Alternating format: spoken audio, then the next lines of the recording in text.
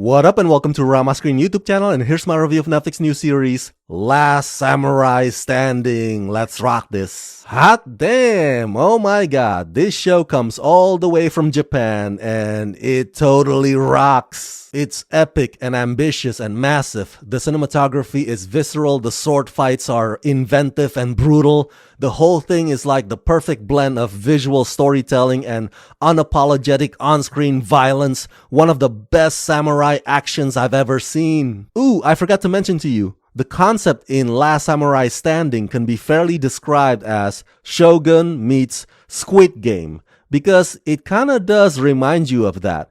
I mean, a tournament to the death, soldiers murdering the losers, and of course several stuck-up elites orchestrating it all as they wine and dine. The difference is this show doesn't require you to wait till subsequent seasons to see whether or not an authority might intervene, but even that is met with some pushback by the corrupt powers that be, let's just put it that way. So there's a substantive political intrigue going on in the back scene, simultaneously as the lead protagonists are fighting their way to their intended destination. The characters are fully fleshed out. Each episode has their own memorable sequences and set pieces that are energetic and satisfying. Last Samurai Standing is remarkable. Set in the late 19th century during the Meiji period, as the age of the samurai approached its end, Last Samurai Standing takes place at the Tenryuji Temple in Kyoto.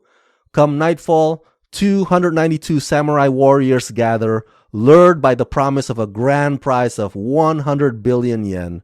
Among them is our protagonist Shujiro Saga, who enters this dangerous game with one goal: to save his ailing wife and child. Based on the widely praised Iku series of novels by Shogo Imamura, winner of the 166th Naoki Prize in 2021, this series depicts the life and death games of samurai, heralding a new era for Japanese dramas.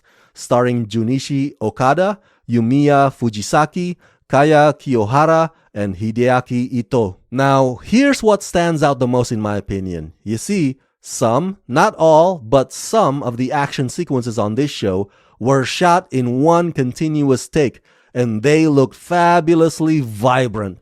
The sword fight choreographies and the camera work dance harmoniously like they're complementing each other's beats. Now, of course, I'm not naive. Some of those scenes also got a little help from CG effects and editing skills, but it totally works. It's vigorous and agile and stylized and thrilling.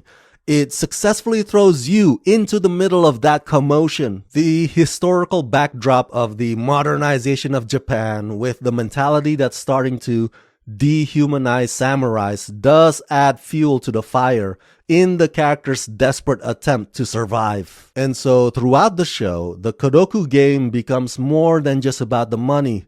It's a war between the old ways and the new ways, and the collateral damage that falls victim along the way. Visually stunning, tightly choreographed, emotionally grounded, the actors are highly skilled and highly committed, especially Okada, who anchors the show and embodies a reluctant idealistic warrior, which is a rare beast by that point in Japan. Every episode has its own dual moments, if you will. And there's this one big crazy bad guy who just would not die.